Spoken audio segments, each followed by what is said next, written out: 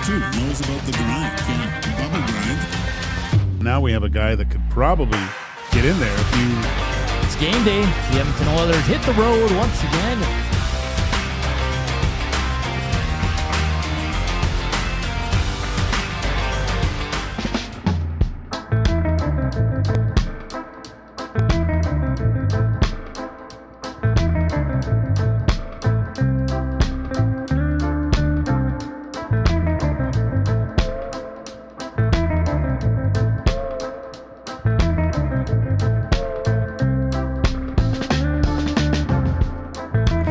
Hey, happy Thursday afternoon to you. Welcome to EST Afternoons right here on Edmonton Sports Talk, your clear choice for Edmonton Sports. It is Matt Iwanyk. It is Joaquin Gage. It is Zachary Kubish with you for the next 2 hours. The day before Good Friday, 2 days before the beginning of the NHL playoffs. Thanks to everyone for tuning in live on EdmontonSportsTalk.com, on TuneIn, on iHeartRadio. Thank you to those watching on YouTube, as well as thank you to those listening to this in podcast form, wherever you get your podcasts. We're coming to you live from the Willie Huff studio. We want to hear from you. It's the River Cree inbox, 780-218-9999, or you could jump into the nasty chat on the show today. We do got the Red Light District that's coming up at 2 o'clock. I didn't tell you when it was coming up. It's coming up at 2 o'clock, just so you're aware. Thank you. You're welcome. Thanks. Yeah. 2 o'clock? Okay. 2 o'clock. Right to start hour Hey, two. man.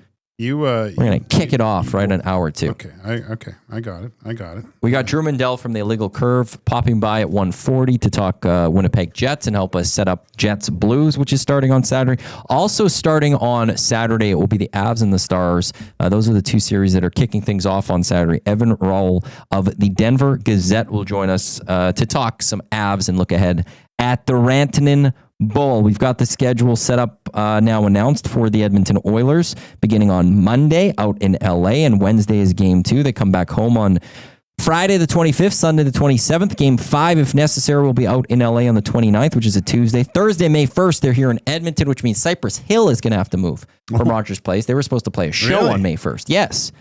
So that's going to be moved to the 30th or the 2nd, is my guess.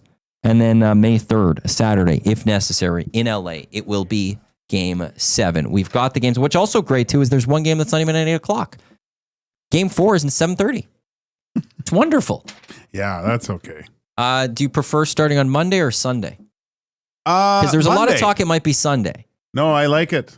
Why? Nice haircut, by the way, man. Thank you. Appreciate it. I like your shirt. Thank you. You and Cass are looking sharp today. Well, we're professional broadcasters, like I said. I'm jealous of that shirt.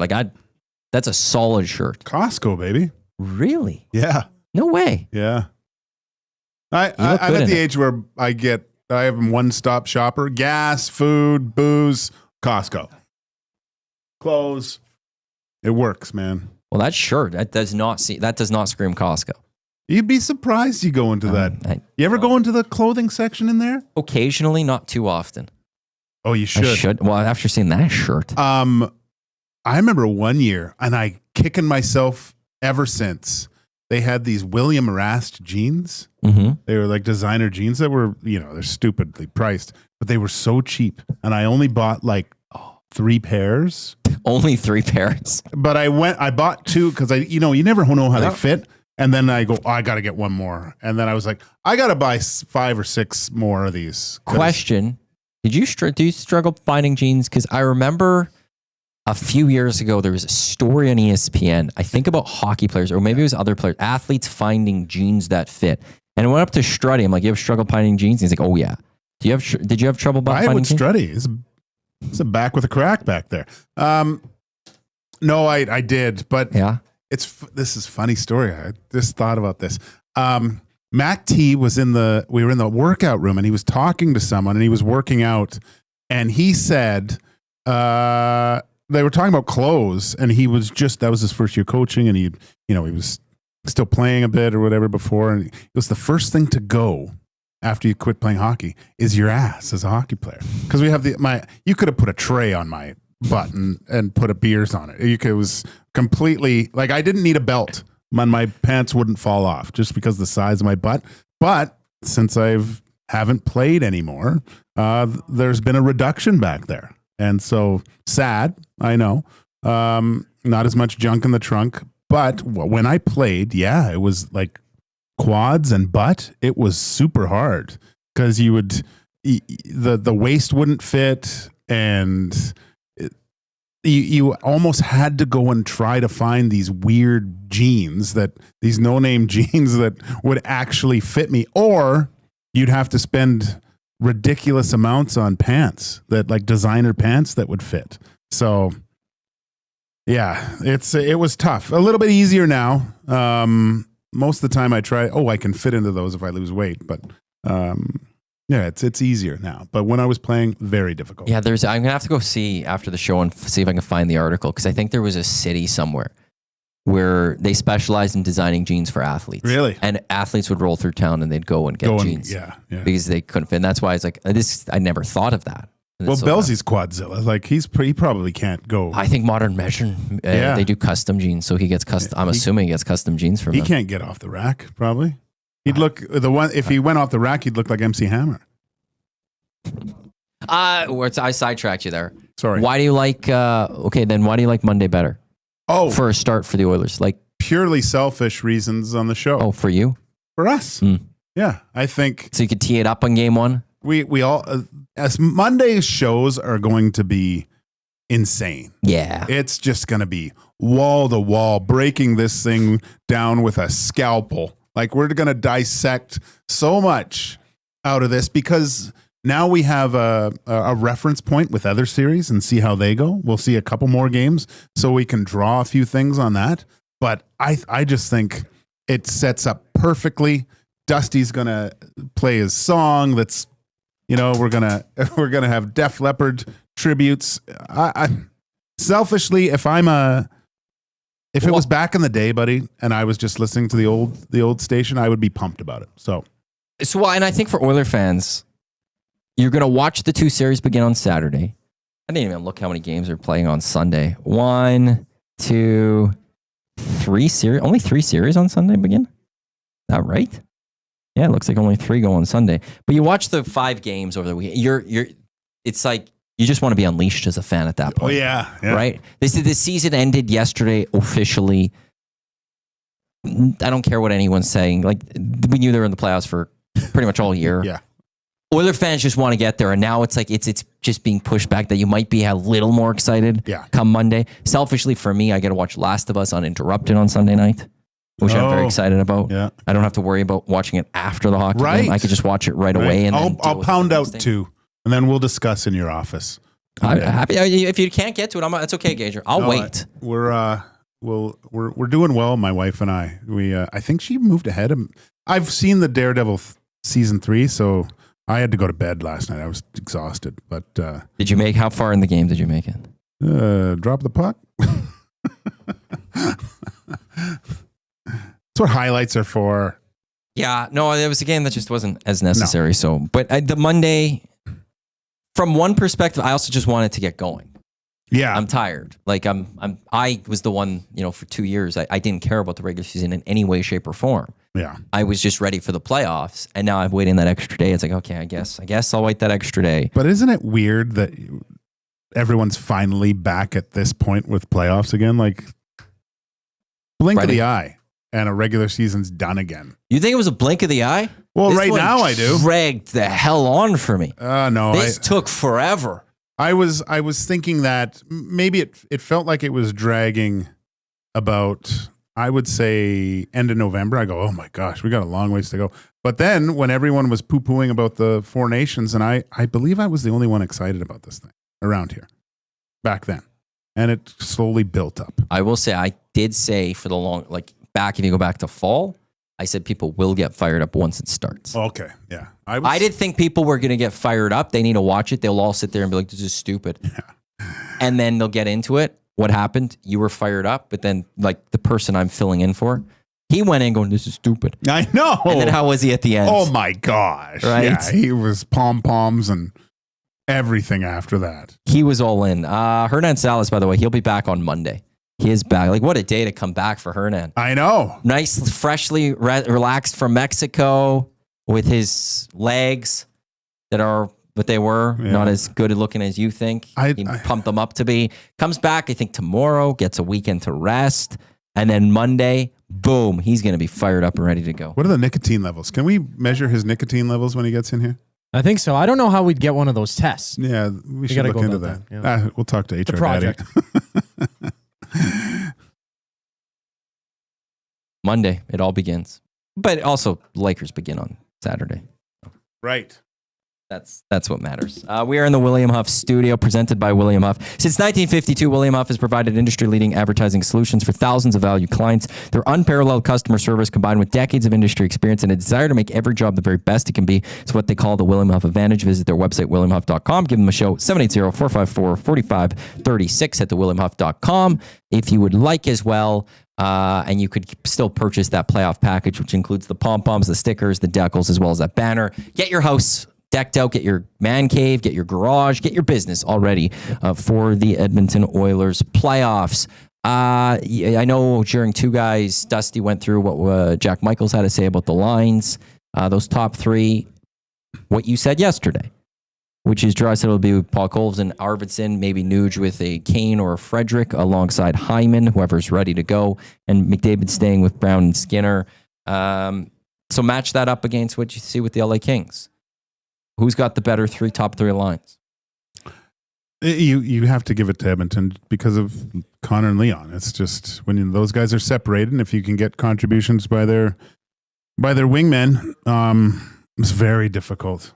And I mean, I think, didn't we say this yesterday? The interesting thing I believe is how is Nuge going to perform? And I just said on Two Guys how I think that although when the big two got injured and everyone was, oh my gosh, we can't get home ice or we can't get first anymore, I think it was a little bit beneficial for some of these guys to start getting a little bit more responsibility and finding their mojo. Brown, Skinner's look great. The Nuge is kind of pushing the river on his own line. Looks a lot better. I mean, these guys are going to have to raise the level of their game they're going to have to find a different level throughout these playoffs if the Edmonton Oilers want a success. Because although they're brilliant and I think they can win a series, you're going to need help along the way somewhere, and it's going to have to come from those the unusual suspects from the regular season are going to have to become the usual suspects in the postseason. Since we're so far away from Monday, I could go the negative way, I think, still here in Edmonton without bringing people down fully. So, are you concerned about Wallman? Yeah. That, you're not hearing anything. You're not hearing that he's skating. He just, Tommy talked about the angle that he had an interview with Wallman and all of a sudden he was out, and so what I don't know. Tommy do to him? That's what I wanted to know. Probably ate his poutine. It's, if he's not, I don't want to say not ready to go, because I would expect he's ready to go for game one. But what is he when he comes back? He's not Connor McDavid. He's not Leon Draisaitl. You don't have Matthias Ekholm. And the saying of playoffs in hockey is defense wins championships. It's not offense. Is that not a little added concern? The fact that, okay, of your top five guys, one's gone and you don't know what the other one even looks like. I thought that Wallman's game was kind of really coming around. It was good already, but I think there's always the initial bump, impress the coaches, show them what you got. Then there's a little bit of that lull, I think, and he seemed to be coming around a little bit more. I felt. And so now, not hearing anything, but maybe that's why is anyone asking the question too, or is it answered quickly? Right. Oh, he's fine. He'll be ready for game one. And I think that's what Nabla said, right? Yeah. And so we're at that point where we're going to get even less information when it comes to injuries. Yeah. So it's going to be the eye test. It's going to be when Wallman's out there, we're going to pay attention to him, and it's going to be, okay, well, is he hampered in any way or not? But I just have that concern because sure, the Oilers can score, but the Kings are actually pretty good at playing defense. Yeah. And if Kemper's playing pretty well, this may come down to Kemper versus Skinner. And I don't like Skinner's chances over Kemper as much if his defense in front of him has that many holes. It's not even a Skinner thing at that point. It's just, what can you do when you don't have the number one defenseman there and Wallman's, maybe at 60% or whatever it is. See, for me at this point, like I do believe Stuart Skinner can get his game to a level that is elite for 2 months. I do. But he's going to need to do that. Like he is, with the absence of Matthias Ekholm, I've said this a lot, Stuart Skinner, by the end of this, if the Oilers get to the Stanley Cup Finals, he has to have the type of playoff run that he is going to be considered for the Conn Smythe, for them to have success. And that, before I would have said he just has to be good, but now that they don't have Ekholm with the question marks to Wallman, he's going to have to take away goals from the other team on a consistent basis, stop the ones he's supposed to stop, take away some that he's not, and make whoever they're playing, Los Angeles Kings are going to have to, the only way they can score goals is maybe a lucky bounce or something special to get the puck past him. If he sees it, he's got to stop it. Is he going to do that against? I think he can in the LA Kings series. Well, I think he can for the whole playoffs. I like, you don't get to this level without doing it one time or another. We saw what he came back after the slow start against the Canucks, put them away, battled the Dallas Stars, and won that series where you would have given the Stars the edge in goal, and went 7 games with Bobrovsky, a multiple Vezina Cup winner, right? So you can't tell me that he's not capable of doing this. But it's going to have to be even at another level because of the uncertainty on D for the Edmonton. As we said, Oilers will get things going. Game 1 out in Los Angeles on Monday. The schedule for our on locations. Game 1, Monday, we'll be live at Boston Pizza Westgate on 170th. Game 2, live at Hudson's on Bourbon Street, I believe it is. Yeah, it is. Game 3 and 4 at the Canadian Ice House downtown in Ice District. And Game 5 will be at Hudson's on White Ave. That's our first 5 games. If there's a Game 6, I think we'll be at the Canadian Ice House once again. Game 7, TBD, Tommy's house. TBD, brah.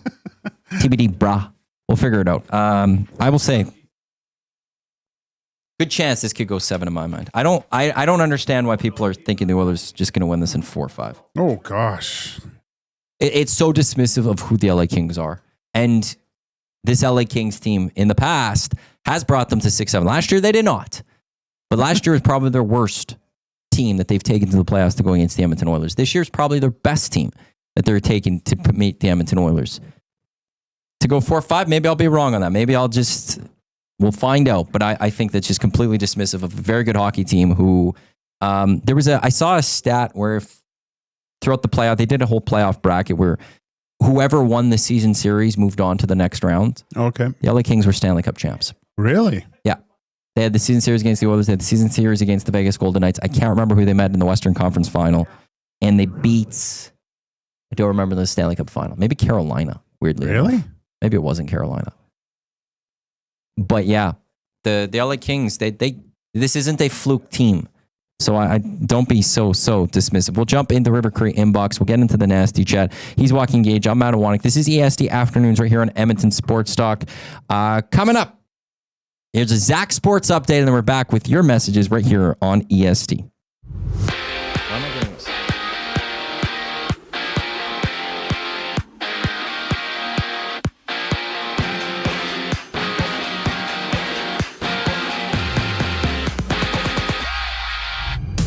The final day of the NHL regular season has 7 games. Flames and Kings face off. The Red Wings and Maple Leafs go at it. The Lightning hit the road in New York to take on the Rangers, while Ottawa plays host to Carolina. And from Winnipeg, the Jets have extended Neil Pionk to a 6-year extension worth $42 million, an average salary of $7 million, and Pionk had 10 goals and 39 points through 69 games this season. The Jets Blues Game 1 kicks off tomorrow. Down south, Florida's Jesse Puljujarvi has been suspended 2 games for hitting Tampa's Mitchell Chaffee in the head, ruling Puljujarvi out for the first 2 games of the Panthers Lightning Round 1 matchup.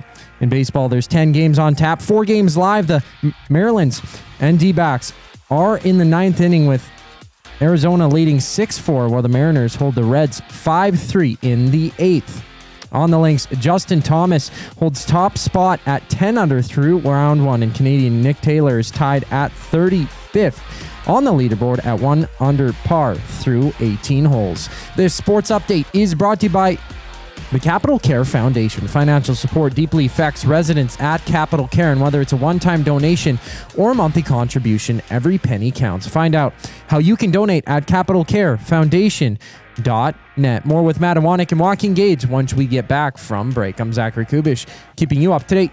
Get your fix every single game with the GCL Diesel Oil Stream pregame and postgame shows with Tom Gazzola and Hernan Salas. Whether it's breaking down the starting lineup, predicting key matchups, or diving deep into the game's biggest moments, Tom and Hernan are here to give you the best insight and analysis in the city. After the final horn, get the breakdown of every key moment, performance, and player reactions. It's your one-stop shop for all things game day. Catch the GCL Diesel Oil Stream pregame and postgame shows with Tom Gazzola and Hernan Salas, only on Edmonton Sports Talk, your clear choice for Edmonton sports.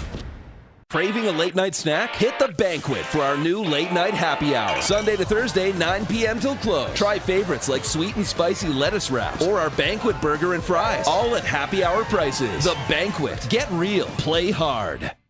Since 1952, William Huff has been the heartbeat of Edmonton's advertising world. From humble beginnings to a citywide powerhouse, we've been the go-to for signage from print to design and installation. Partnering with Edmonton's top sports franchises and major events, we've helped shape the city's global reputation. Our secret? Unmatched customer service, decades of experience, and a passion for excellence we call the William Huff Advantage. Visit us online at williamhuff.com. Downsizing, upsizing, or staging your home to sell? Sentinel Storage is Edmonton's team for affordable storage solutions. Try 4 weeks free. Details at sentinelstorage.ca. Sentinel Storage, proud partner of the Edmonton Oilers.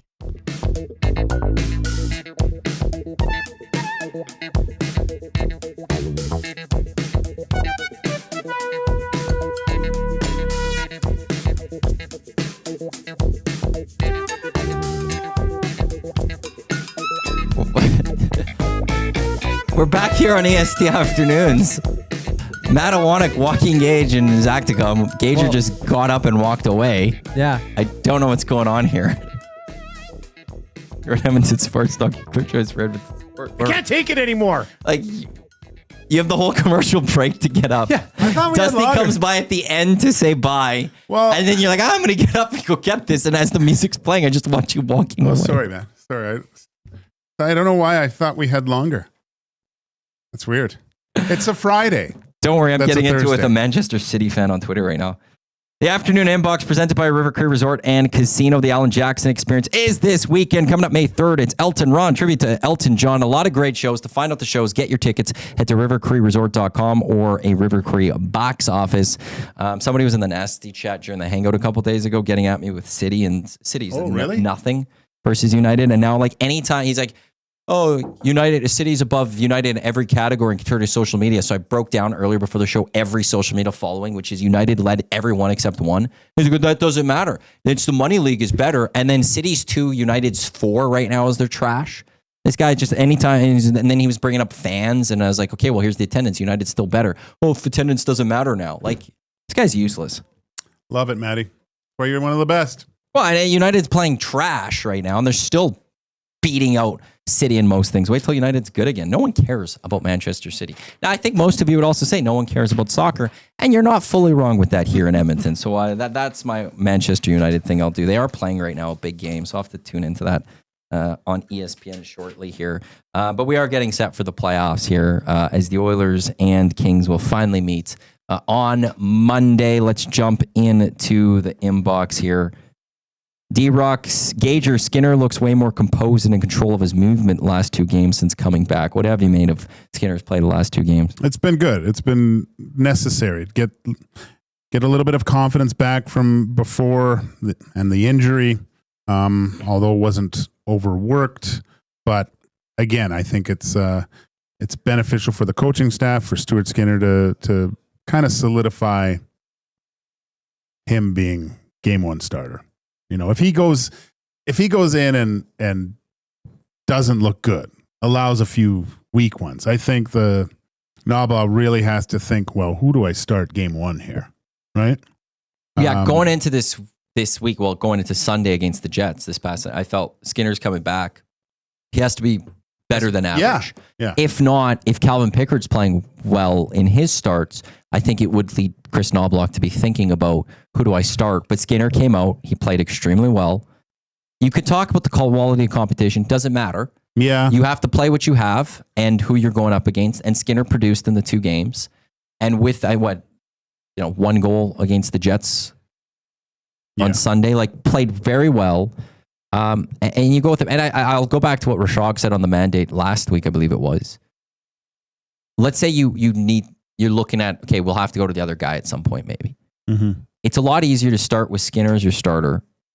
And then if you have to go to Calvin Pickard, he knows he's a backup. He knows that that's his role, even though he's playing well. He knows that's what he's employed for. Whereas if you start with the Calvin Pickard and you have to go to Stuart Skinner, you may have shaken his confidence because he didn't get the start. I know you look at it that way, but I don't. I look at it as, yes, if you have that attitude as a goaltender, you shouldn't be in the NHL, man. You have to have the attitude, okay, my net. That's my net. I'm getting it back, and we're rolling. Right, but I'm thinking of a Chris Knobloch perspective on this. Oh, okay. Like if he was a forward, if Skinner hadn't had as good of a week as he did, if Skinner let in a few more goals, and it was a question for Chris Knobloch, and he's starting to debate, that's why I go Skinner. Like to me, the tie goes to the runner type thing. In that situation, I'm giving it to Skinner. A goalie can, but that wasn't the conversation. He's going in because of merit here. At least the last. A goalie can have a really good game and lose. It's the one position where you can still be have a good game and that and pitcher. Yeah, kind of right. So, the fact that Pickard looked average against the Kings, I'll say that probably that helps solidify his decision too. I could didn't exactly have. Yeah, those players. I know, but you could if they lose that game 2-0. Yeah, right. No, I don't think. I think the way Skinner played on Sunday in Winnipeg, it solidified the decision for Chris Knobloch. That's how I view this week. Kind of went. There's just speaking of the pitcher part. There's I think Brendan and I were talking about this throughout one day when he was here. There's a Jacob deGrom who's a pitcher for the Mets. Mm-hmm. Career that was just ended up getting too many injuries. He could have been an unbelievable pitcher. I think we would have talked about him as one of the greatest ever. Okay. There was one game, he got no run support with the Mets the year he won the Cy Young. I think he lost the game or he got a no decision and they lost 2-1 or something like that. He hit the home run. The only run in the game his team scored was his home run. Oh, that's great. And that's why I go to sometimes the pitcher they have to deal with it on their own. Atif, gentlemen, the honor of seeing both of you in the last 2 weeks. Maddie at the Sports Bid for Kids event, which was amazing. He called you Gator. I got the honor of seeing you at the hockey game. I was wondering, now that the Oilers are staying in California, are the San Jose Sharks going to allow the Oilers to use their practice facility? Is there any rule against that from Atif? The Oilers will have...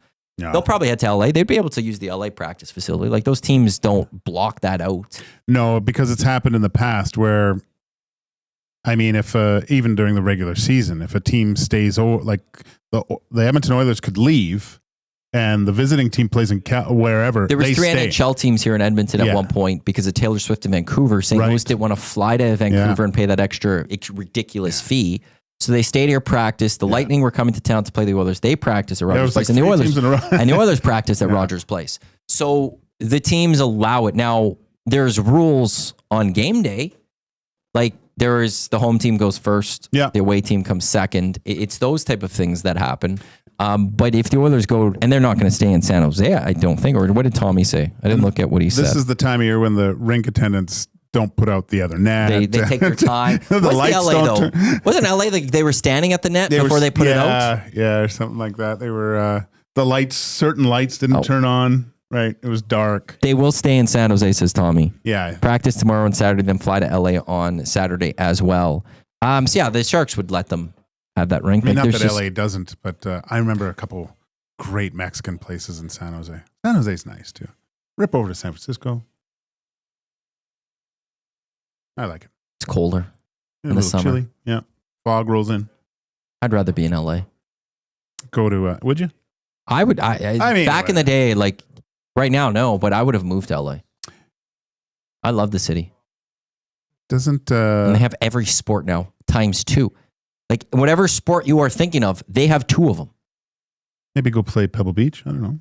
Marin County? How far is Pebble Beach? Not far. From where? San Jose. Like San Jose?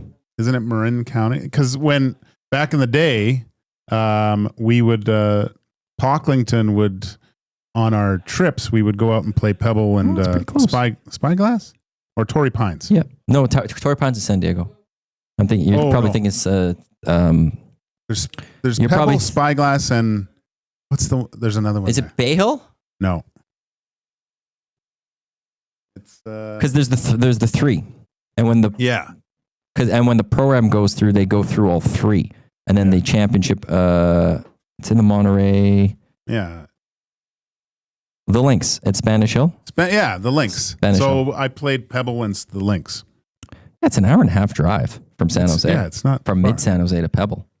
And I remember sitting in the clubhouse having a beer, looking out at Pebble Beach going, what the hell? I don't think they're going to have time since they're practicing on tomorrow and Saturday, then flying. You take a Uber out there?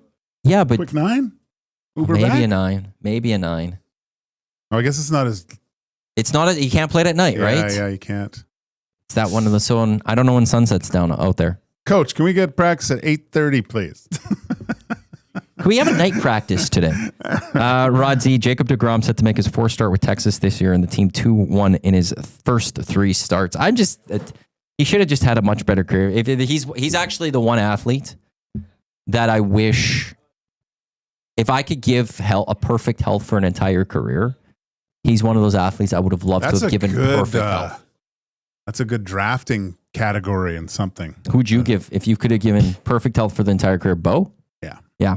I was too young for Bo. Oh, really? Yeah. Oh, man. So I wouldn't have got as much like his career. So to me, that's like Jacob deGrom would have been one of those. Yeah. So like Michael Jordan came out and it was just ridiculous. But then Bo was on the heels of the Nike movement. And I had posters of Bo up in my room. Just awesome. That 30 for 30. We're talking about sports documentaries too, right? That's what I was going to say. So another one that you might like, have you seen the Nolan Ryan? I hate Nolan Ryan. Oh, it's a great documentary. I hate Nolan Ryan. I love him. Nolan Ryan's the owner of who took the Trappers away from us. There's a lot of reasons for me to dislike people. Well, Nolan Ryan, I have a specific dislike for that I will always have because he's the guy that bought the Trappers and took them and broke little Iwanyk's heart back in 2004. I will never forgive Nolan Ryan for that. Again, I do have other people to blame for this too, but when he was the president and partly with the Texas Rangers, I cheered so hard against the Rangers when they made some of those World Series, and he would be sitting right there, and then they lost. I was like, yeah, you take that with your smug face there. Nope, no time for Nolan Ryan. I have zero interest in watching that doc, Gager. Sorry. It's really good. Don't care. He took the Trappers from this city. I love the Riverhawks. The Energy now City. you wouldn't have the Riverhawks. What the Energy City Cactus Rats. Cactus Rats. Cactus Rats. Long name. Great thing that they're building out in Spruce. Yeah. Was the round for the Capitals. They won a title. As much as the Trappers should still be here. And the league wanted them gone, and the Elks or the Eskimos at the time sold them. There's a lot, but I don't care. I'm going to be irrational in this one, and Nolan Ryan is the guy I will forever hate. And yeah, I'll use the word hate when it comes to Nolan Ryan. It's been a while since I watched a good documentary in sports, though. There was Kevin Bondel from the Hangout today. He was saying that there's a new OJ one on Netflix. There is. It's I watched it. I mean, it's fine. It's cool because it has his agent on there. And did you watch all the OJ stuff? Does that interest you at all? It does. Confession. I never watched Made in America. Oh, really? Yeah. I've never actually sat down and watched OJ Made in America, and I need to. Yeah. And this one's kind of the conclusion of that. It kind of goes over everything, but yeah, it's Actually, I do like having something going in my office, usually TV-wise. Maybe I'll throw OJ Made in America as my background. Yeah. Or do I have to be fully into like watching? I would sit down to watch Made in America. The new one on Netflix I could have on in the office. Because the Made in America one, it's the whole life, like before he killed them, basically. It's awful. He's an awful person. And he went to jail because of stolen baseball cards cards. Like, what Dusty's going to do when he goes to prison and Tam sells his LeBron stuff, right? We got to go to break right away here because Drew Mandell from the Legal Curve is coming up. I heard you guys bring that up on Tuesday. Yeah. The question I have for Dusty then is, when are you selling that stuff? What if he sits there and he says, I wouldn't sell it to make bail? When would you ever sell this stuff? These are supposed to be investments, I thought he called them. He always called his cards collecting stuff, this is investment. If you never sell, what investment is this? He's going to, decades from now, when Dusty's in bed, he's going to go, Marshall, Muzz, my prized possessions are now yours. My signed LeBron. And then Marshall's going to take it to Wayne's and sell it.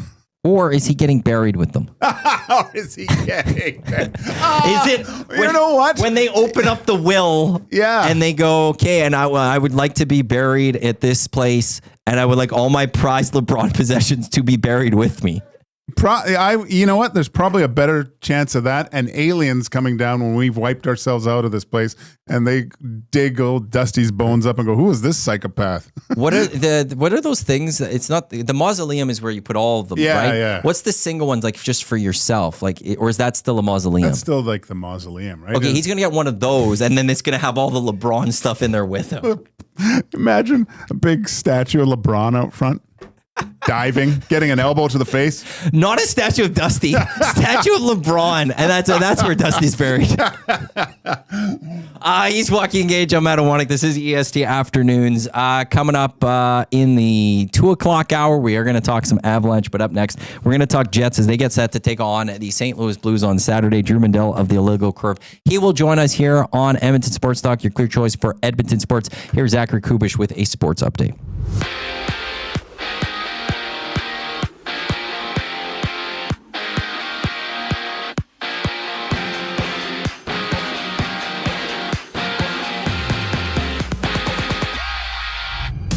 The NHL regular season wraps up with 7 games on the schedule. Caps and Pens face off. LA hosts Calgary. The Blue Jackets meet the Islanders, while the Maple Leafs battle the Red Wings.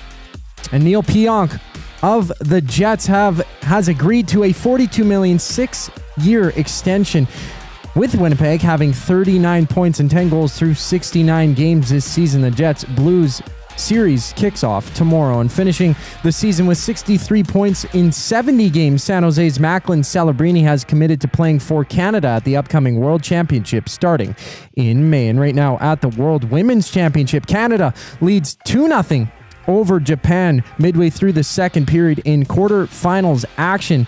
10 games in baseball. There's 2 games live with Seattle and Cincinnati tied at 7 midway through the 8th inning, while the Athletics hold the White Sox 4-0 in the 6th. This sports update is brought to you by Gimme Virtual Golf.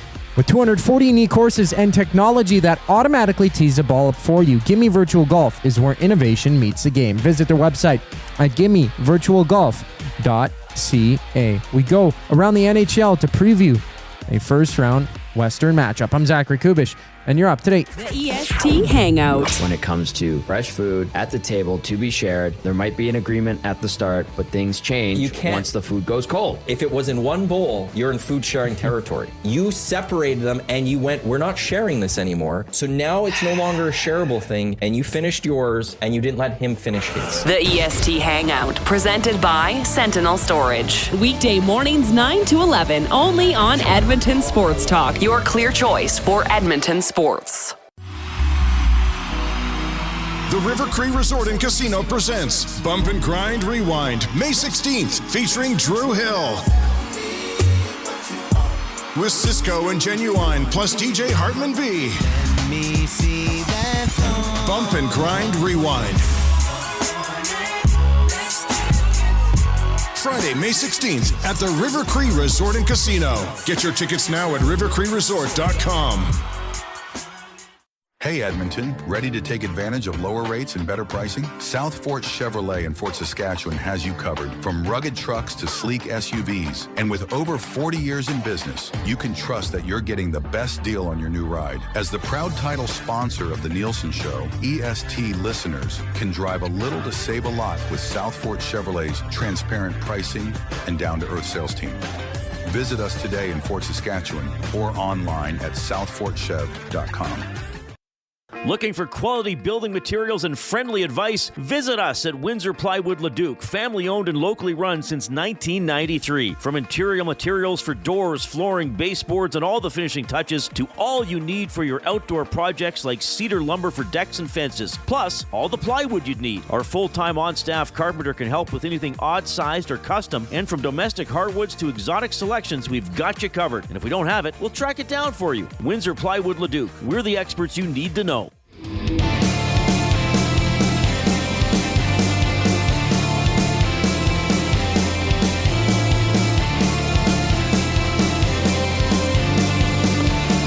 142, this is EST Afternoons. Matt Iwanyk, Joaquin Gage with you here. Portions of this hour of the EST Afternoons, they're brought to you by the Canadian Brewhouse. Make your birthday legendary at the Canadian Brewhouse. Epic food, killer drinks, and a vibe you can't beat. Plus, get free nachos with our app.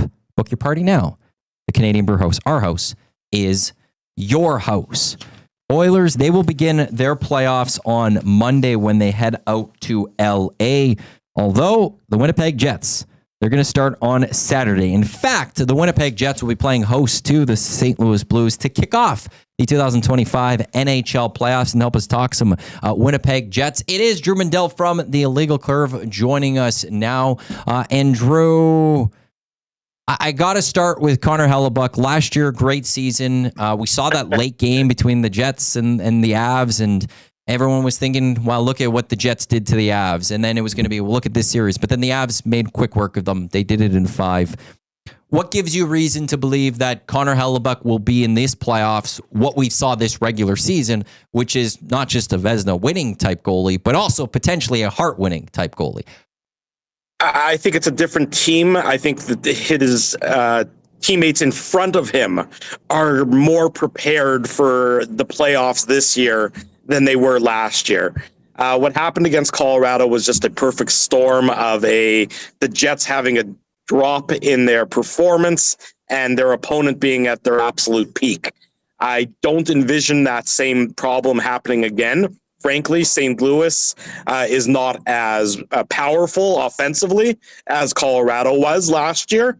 And the Jets themselves, I think that the sour taste of that 5 games last year is still resonating, has been resonating all throughout the season.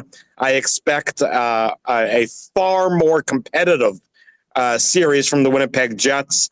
Connor Hellebuyck is dialed in. Again, if it looks anything like it did last year against Colorado, I will be the first to eat crow, but I will be absolutely shocked if it's anything like that again. Drew, you mentioned Connor Hellebuyck. Is there, obviously he's singularly focused on the first round there, but going up against a goaltender that he played most recently in the Four Nations, has there been any talk about this and maybe a little bit of redemption for Hellebuyck if he can get one over on Binnington in the series? Yeah, not so much that. There's just so many great storylines between these two teams.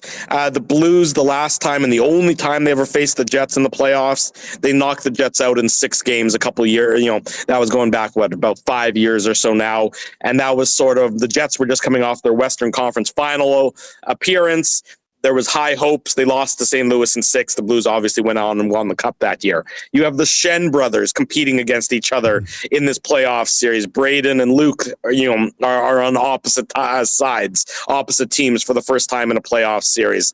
Definitely the Binnington-Hellebuyck matchup is one that's going to be kept a close eye on. But I don't get any sense that there's anything lingering from the Four Nations. Both of these goalies have been terrific.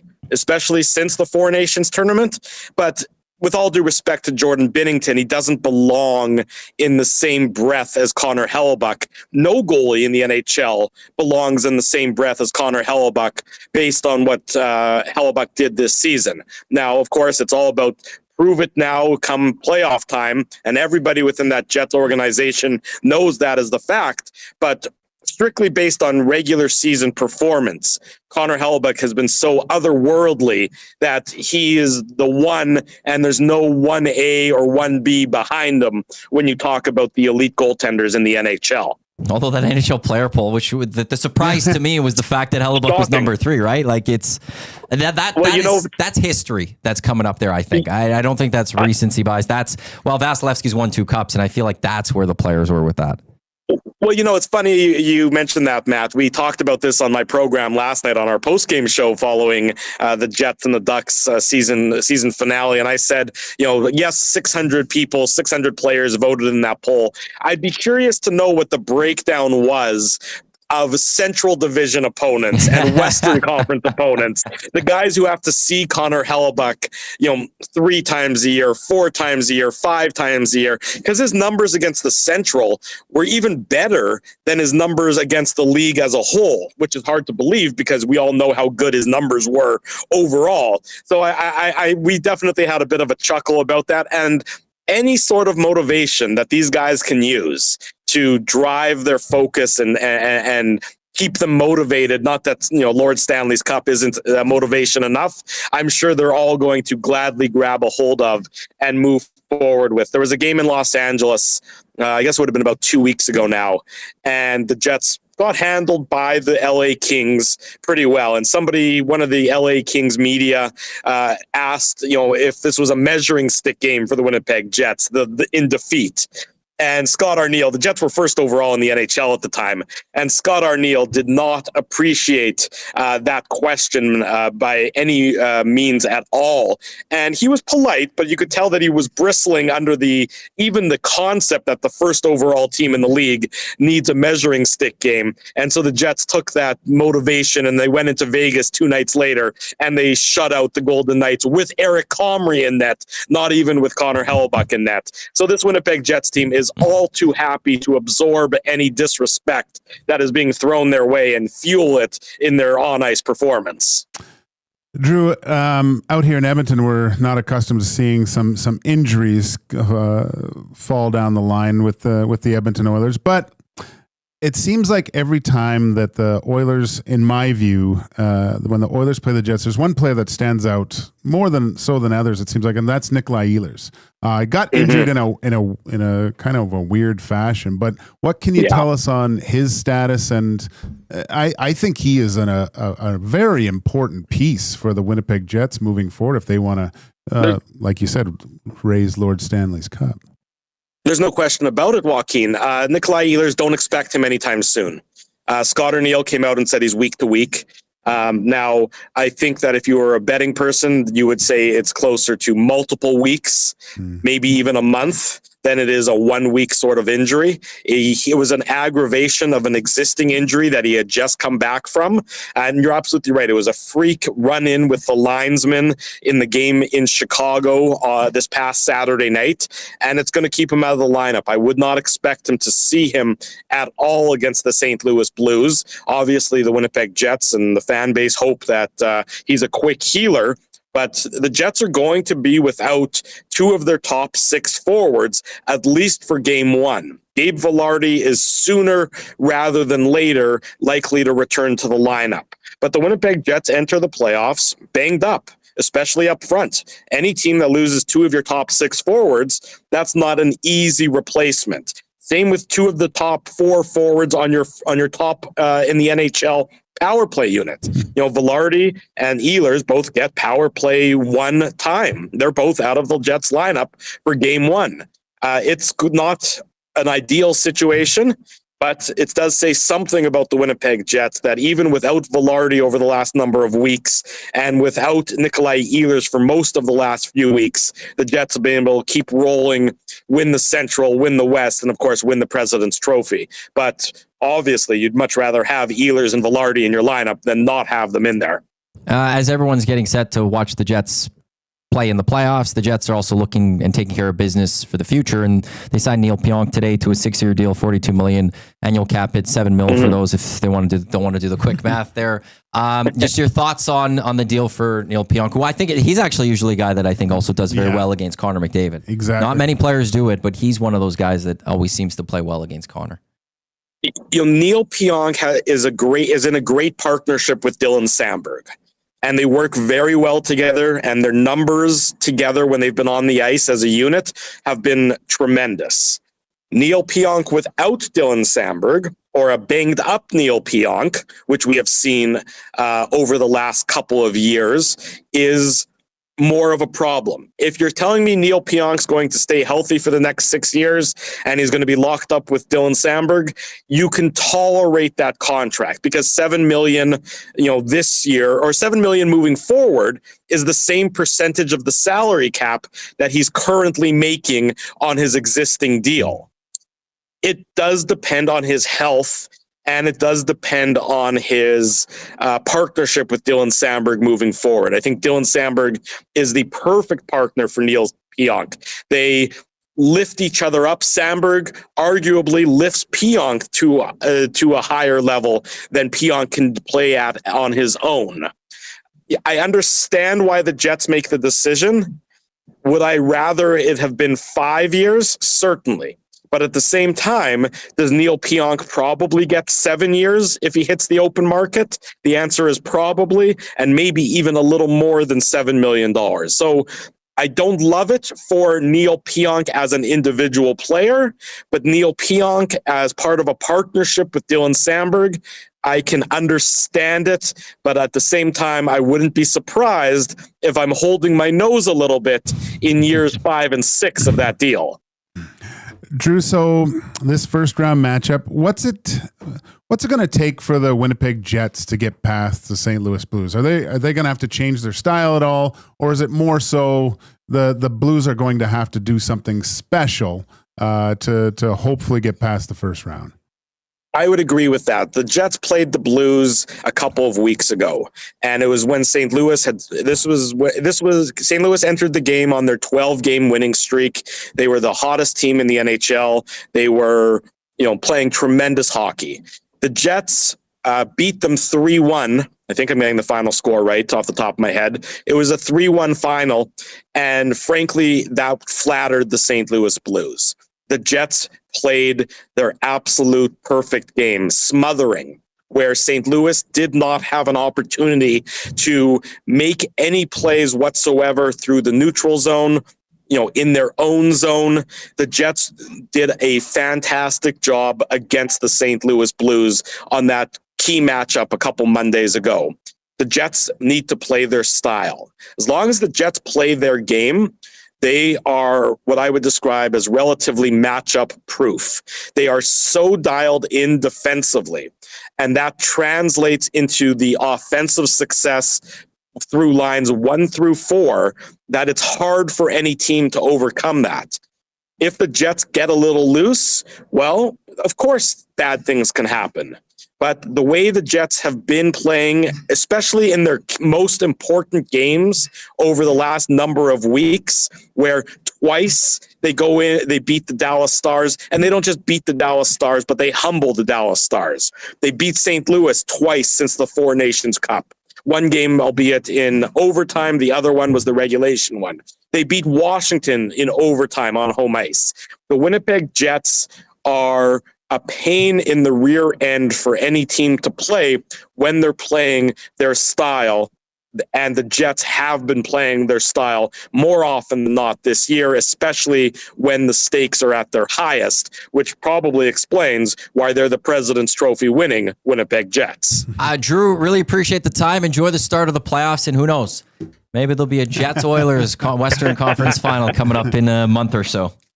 It's my pleasure, guys. I find it's amazing that the Jets and the Blues will have played 2 games before the Kings and the Oilers even have puck drop of game 1. But I guess that's the TV scheduling for you there in a nutshell. US TV got to play to them. Thanks, Drew. Have a great day. Thanks, guys. Take care. There's Drew Mandell with the Illegal Curve show out in Winnipeg. They've been doing great stuff for quite some time out in Winnipeg covering those Jets. Here's a quick question for you. How much consideration should Scott Arniel have for Jack Adams? Ooh. Because and this is where I have a beef with the Jack Adams quite a bit, is we look at teams that, we expect it to be lower and they jump up much higher. Like, oh my God, where did this come from? As opposed to, I think sometimes are we actually looking at who did the best coaching job this year? The Jets were a good team last year. But Scott Arniel made them even better. Definitely a huge piece, a change. It always seems to be a coach that takes over the team or comes in halfway, right? It's not a team that was at the bottom the year prior, playoffs, or an incumbent coach that just has another stellar year. John Cooper, I don't even think has been a finalist for a Jack Adams. He could have won multiple over the last. But the Lightning are expected to do well. Yeah. So he's not considered having done a great coaching job in that year when, maybe the Lightning are good because he's a damn good coach. And that's where I look at Scott Arniel, though, this year, is that. Is he a candidate? Or the voting ends at the end, like after today or next couple of days, voting ends. And then over the course of the next few weeks, they'll announce the finalists. So it'll probably be Arniel, I don't Montgomery. Who else would you say is in that? Montgomery, yes. Possibly Arniel. I think some people have who the Caps coach is. Right. Because no one was expecting him to do. Who's the Caps coach anyway? I forget his name. Good haircut on him, though. I think he would be the favorite right now. Spencer Carberry. Carberry? I'm just trying to think. Scotty knows Arniel and Carberry should easily be the top two front runners. Montgomery and St. Louis will probably get votes too. Had the Flames made the playoffs, I think you would have saw something there. Yeah. They didn't, so I don't think you're going to see it there. No. I hope he gets the recognition, but it's also like sometimes those top teams, they don't get it as much, and I'll always just go like John Cooper. It's crazy to think that he may go an entire coaching career and not win a Jack Adams. I know. I love you raved. You interviewed him years ago, right? That was one of the best. It felt like he was just so nice, so personable. I always liked John Cooper prior. I'll forever love John Cooper after. Went to the same high school. Didn't Dave go to the same high school as you? Who? JMO? Well, yeah, that was in Vancouver, yeah. But I also went to Notre Dame. Okay. So, yeah. Me and Dave, McGee Lions. It's, you just rubbed off on people. I know. You launched people. There's a lot to rub. AC's Joaquin Gage. I'm Matt Iwanyk. When we come back, we will get to Red Light District. Coming up at 1:20, we're going to talk some Avs as Evan Rawal of the Denver Gazette will stop by. And we also want to hear from you in the River Cree inbox or in the Nasty Chat. Zachary Kubish also with us. He will have a sports update. And when we're back here on Edmonton Sports Talk, your clear choice for Edmonton Sports, it will be the Red Light District. Get your fix every single game with the GCL Diesel Oil Stream pregame and postgame shows with Tom Gazzola and Hernan Salas. Whether it's breaking down the starting lineup, predicting key matchups, or diving deep into the game's biggest moments, Tom and Hernan are here to give you the best insight and analysis in the city. After the final horn, get the breakdown of every key moment, performance, and player reactions. It's your one-stop shop for all things game day. Catch the GCL Diesel Oil Stream pregame and postgame shows with Tom Gazzola and Hernan Salas, only on Edmonton Sports Talk, your clear choice for Edmonton sports. You've heard the name, but what does it mean? For over 66 years, William Huff Advertising has supplied signage from screen printing to digital to LED with design, production, and install in-house. It's a one-stop shop for all your signage needs. Edmonton owned and operated, William Huff has been trusted by the biggest companies and teams in the City of Champions and many others across the country to do the job. If you're looking for a way to get the word out about your company or event, they are the answer. Go to www.williamhuff.com. Their results speak for themselves. Celebrate your birthday at the Banquet Bar. Enjoy great drinks, amazing vibes, and unforgettable memories. Download the Banquet app and get a free pizza pie on your birthday. Book your party today at thebanquetbar.com. Looking for a winning strategy for your retirement? Contact me, Joaquin Gage at K4 Financial, where expertise meets dedication. I will always look for a careful approach to your retirement, ensuring your financial future is secure. From tailored strategies to clear, actionable advice, I'm here to guide you every step of the way. Don't leave your future to chance. Get in touch with me, Joaquin Gage, today at k4financial.ca or email joaquin.gage@k4financial.ca to start planning for a brighter future and a more secure retirement.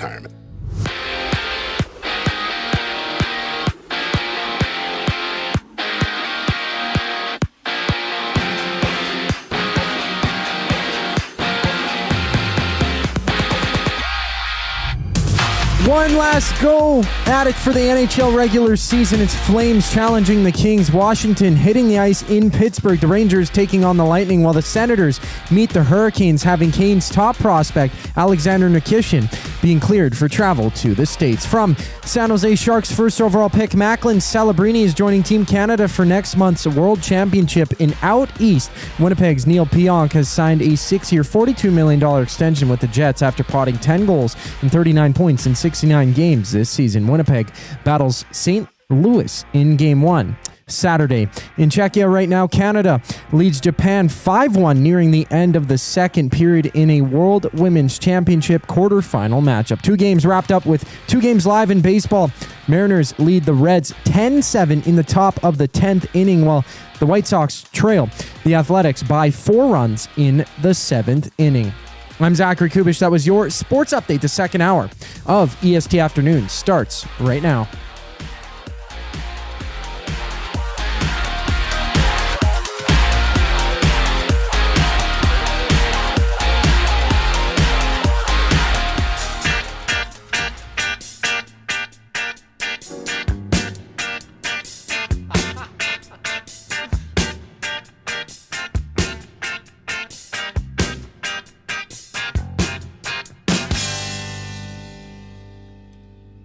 Joaquin.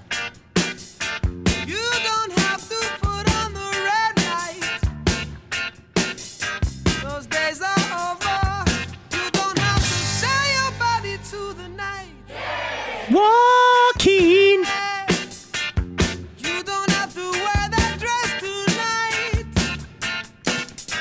Walk the streets for money. You don't care if it's wrong or if it's right. Yeah, yeah. Joaquin. You don't have to put on the red light. Joaquin. You don't have to put on the red light. Joaquin. Joaquin. Joaquin. Joaquin.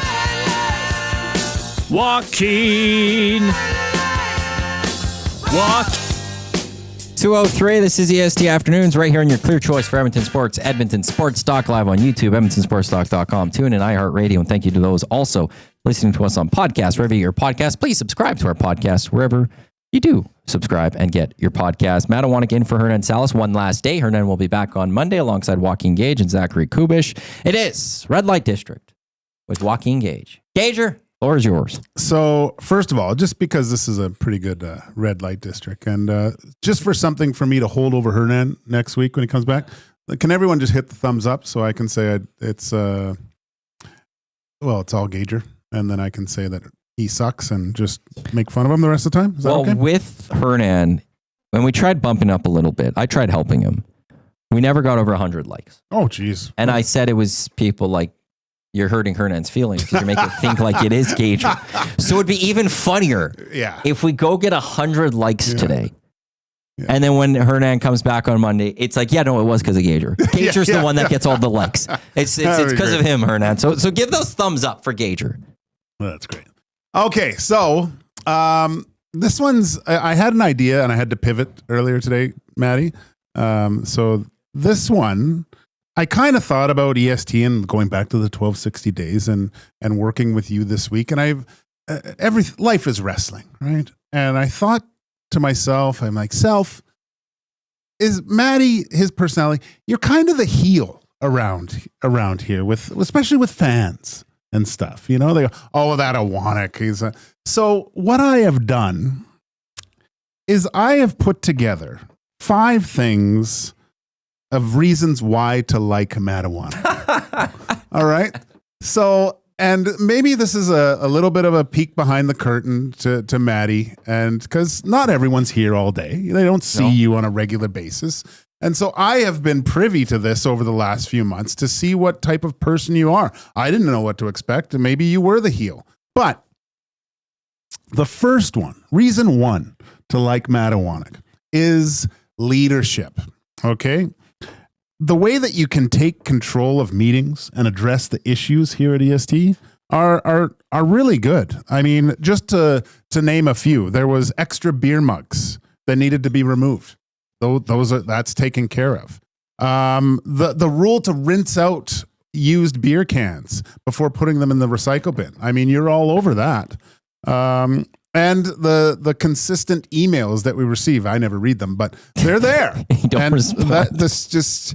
That's a leader right there. Number 2 is you embrace your millennialism more than anyone that I've ever met. Like, most people are they don't like that they're a millennial, or they're embarrassed. Not you, my friend. You take it all on. You're the leader of the millennials in my mind. It's who we are. Embrace it. We've got screwed. The world was left to us in a terrible spot. We have to fix it. See, and there it is, right there. You're a staunch supporter of all your millennium brothers and sisters, and you actually believe that you are making a difference in the world, which is great. Number 3 is your professionalism. Okay, I already mentioned it already today. You always look clean. That haircut's top notch. I mean, when Hernan got his, it looked like he did it with a weed whacker. So, always fresh clothing, very nice. You just have that professional look. When I talk to you, there's constant eye contact. That's very reassuring. All right, that's the sign of a true leader. Going back to the leadership. And also, you're not afraid to kick someone out of your office when you're busy and say, send me an email. I went in to talk to you the other day and go, send me an email, and kick me out. That was perfect, right? And also kicking people for mandatory vacation. You know, I wanted to work and go, no, Gager, you go home for a week. I don't want to see you for a week. That's just, that's a professional. Number 4, this is a big one around here. Your competitive fire. This is a lot of people do not see this, Matt Iwanyk. You are a beast at Tecmo. All right. You play every single game like it's your last. You couldn't say that about a lot of these guys around here. The psychological warfare that you send throughout the day to your competitors is very impressive. It's like you're the Larry Bird of trash talk of Tecmo. Okay. Sometimes I think that Hernan's crying on the way home after a day here, right? Because he's lost to you, and the way you've dismantled him physically, mentally, and spiritually is impressive. When you beat them mentally, you already got the advantage. Exactly. Take them down mentally early. That's why you're the best, buddy. That's why you're the best. And the last but not least, number 5. I mean, we've got a glue guy, but if we already have a glue guy, you're the epoxy guy. All right. You hold a lot of this stuff together. Kind of like if I was as good a backup as you are here at EST when you have to come in and host other shows, it's something to behold of what you're able to do. It's just seamless. Every time you're needed to sub, it's seamless. And I have to say, Maddie, just working with you this week has been a pleasure. And it feels like we've been doing this for much longer than just a handful of times.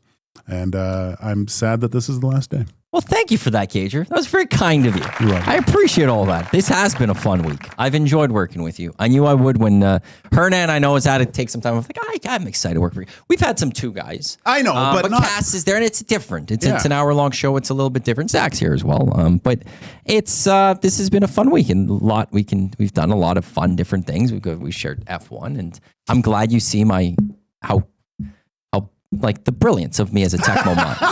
That's the thing that matters most to me. There's that you see that at time. Like, I'm going to wear people down mentally as well as beating them on the field. And in the end, like, it's every game. I don't want to lose. And outside, there's been some preseason games. I'm testing things. Yeah. But once it really gets going, it's no holds bar. I want to go undefeated, and to be that you got to go for it. But no, this has been a fun week, and I'm glad that you've allowed me to share this week with you. I've noticed. That's wonderful. That's very nice of you to say. I mean, I missed a bit of that. I walked away for a second, but I just needed to hear that one bit for a minute of that. You were so nice to Iwanyk, and it was when Hernan was on. He wasn't nice at all. He's like, well, the week's up, right? Or when it was you and Hernan, Maddie, he wasn't as nice to you as Gager is right now. So I think there's a bit of disdain there because he knows that he's inferior in Tecmo. No? Hernan's just not a nice guy. Hernan goes with the woe is me. Everything's wrong. Everything's just complete woe is me. Yeah, I don't even know if I'll play in this league. That's who Hernan is. And that's why he's not a winner. Because he goes in with this defeatist attitude. And then one way I stay as a winner is I make sure to pile on that. I make him keep having the defeatist attitude. Yeah. I don't want him to turn that around. No, we don't. We're competitors at this point. We may be sharing office. We may work together. We may all want great things with EST, but when it comes to Tecmo, I want you all to fail. All of them to fail. I want to be the best. So that was the best part of all of that, the Tecmo that you appreciate. Because I don't think most people appreciate my... Jeez, everyone says I'm sucking up to you. I'm just stating facts. Yeah. I'm spitting facts here, people. Yeah, Big Uke already hate this list. VR puking. But then also goes, huzzah for the COO. Rip City Step, I like this. Everyone should have an Iwanyk in their life, but not be Iwanyk. A real conundrum. Hernan on the beach, right meow, plotting revenge. He's not listening to us. No. I did say this to Big Uke on Friday, because I do fill in a lot on various shows. I said, I'm not great at at hosting. I'm not the greatest host, right?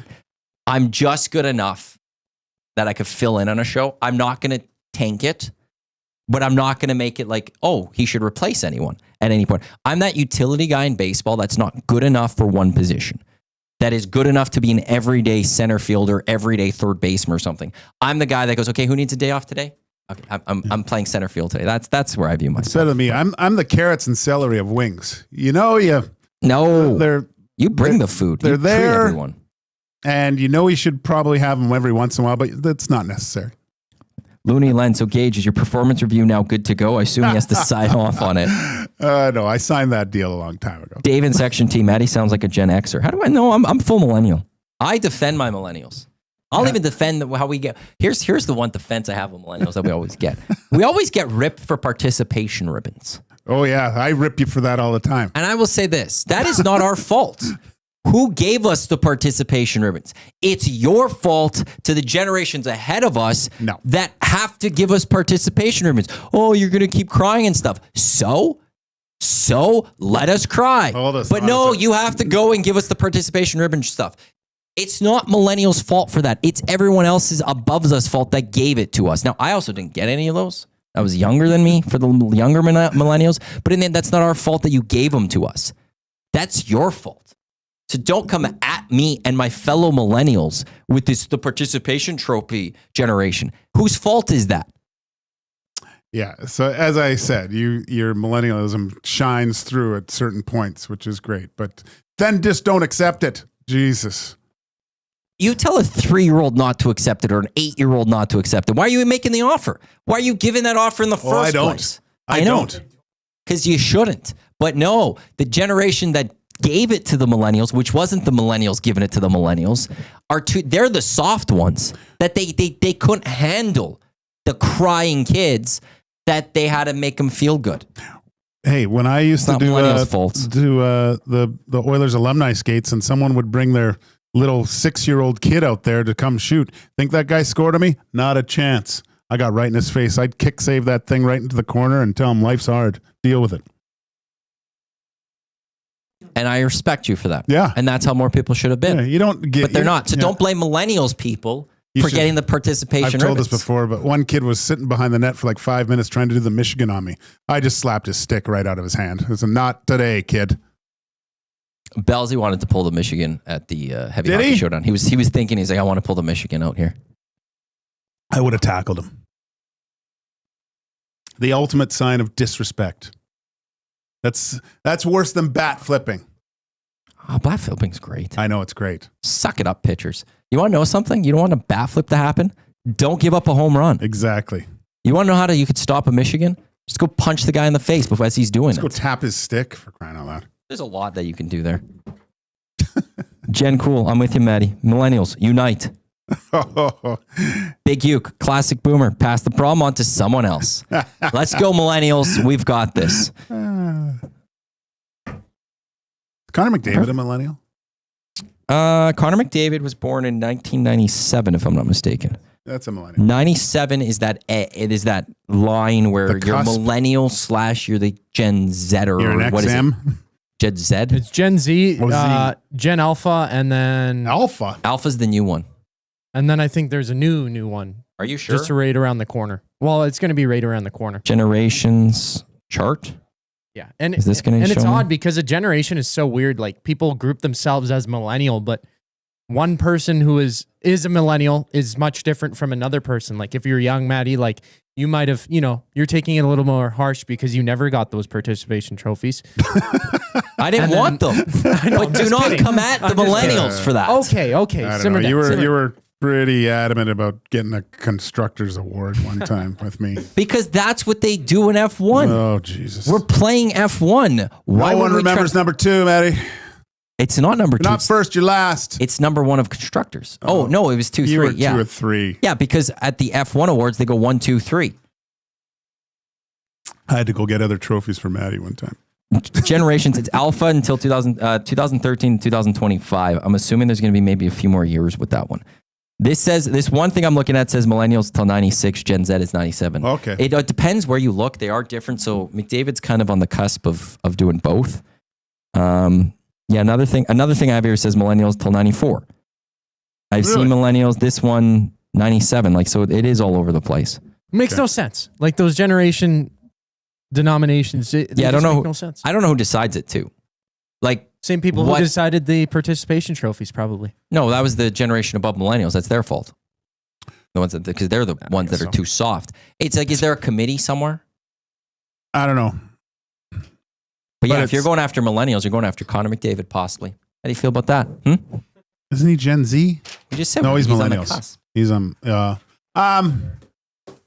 it's funny because my feeds now is all Gen X stuff. Remember when we used to walk to the TV to change a channel? I remember going to the TV and changing the channel. Really? Mm-hmm. It's because your batteries were out. I also had the bunny ears.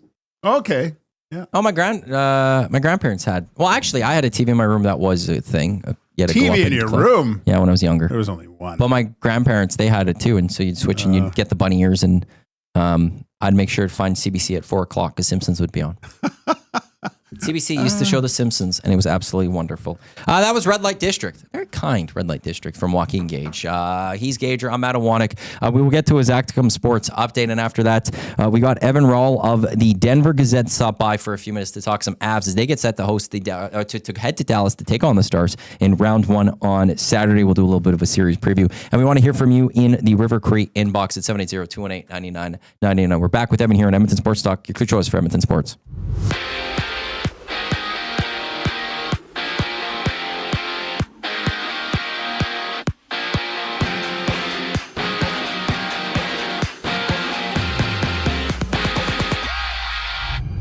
Seven games dot the NHL slate to wrap up the regular season. Sidney Crosby and the Penguins take on Alex Ovechkin and the Caps, while the Flames and Kings have a date as Toronto host Detroit.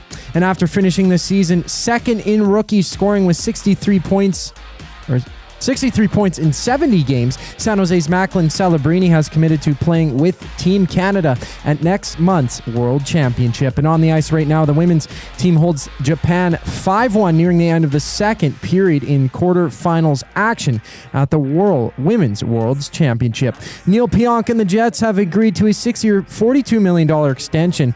He had 39 points in 69 games this season. The Jets battle the Blues in Game 1 on Saturday. There's 10 games on the baseball schedule, 2 games live with the White Sox down 5-0 in the 8th. They're against the Athletics, while the Giants are up 1-0 on the Phillies in the bottom of the first. This sports update is brought to you by Windsor Plywood Leduc, locally owned and operated, serving Leduc and surrounding areas since 1993. They're more than just plywood. They offer everything from doors and flooring to decking, fencing, and custom millwork. Windsor Plywood Leduc, they're the experts you need to know. We preview the Avs and Stars matchup once we get back from break. I'm Zachary Kubish, keeping you in the loop. The River Cree Resort and Casino presents Bump and Grind Rewind, May 16th, featuring Drew Hill. With Cisco and Genuine, plus DJ Hartman B. Bump and Grind Rewind. Friday, May 16th at the River Cree Resort and Casino. Get your tickets now at rivercreeresort.com. And there they go to Sentinel Storage. The snowblower and winter gear goes in. They shoot, we store. Need extra space? Store your winter gear with Sentinel Storage and win extra space at home. Try 4 weeks free at sentinelstorage.ca. Proud partner of the Edmonton Oilers. Hey Edmonton, ready to take advantage of lower rates and better pricing? South Fort Chevrolet in Fort Saskatchewan has you covered. From rugged trucks to sleek SUVs. And with over 40 years in business, you can trust that you're getting the best deal on your new ride. As the proud title sponsor of the Nielsen Show, EST listeners can drive a little to save a lot with South Fort Chevrolet's transparent pricing and down-to-earth sales team. Visit us today in Fort Saskatchewan or online at southfortchev.com. Strike up some fun at the Banquet Bar. Bowling, drinks, and a great time with friends where the good times roll. Whether you're here to bowl or just hang out, the Banquet Bar is your go-to spot. Get real, play hard at the Banquet. Got some gently used furniture or home goods that need a new home? Find Edmonton is here to help. Every month we furnish over 100 homes to those transitioning out of homelessness, and we need your gently used furniture and home goods. Drop off at 5120 122nd Street or call for free local pickup. Just visit findedmonton.com to learn how your donations can help create a home for someone in need. Plus shop our thrift store, in-store or online, with proceeds benefit those moving out of homelessness through housing supports. Visit us at findedmonton.com. Find Edmonton, supporting our community one home at a time.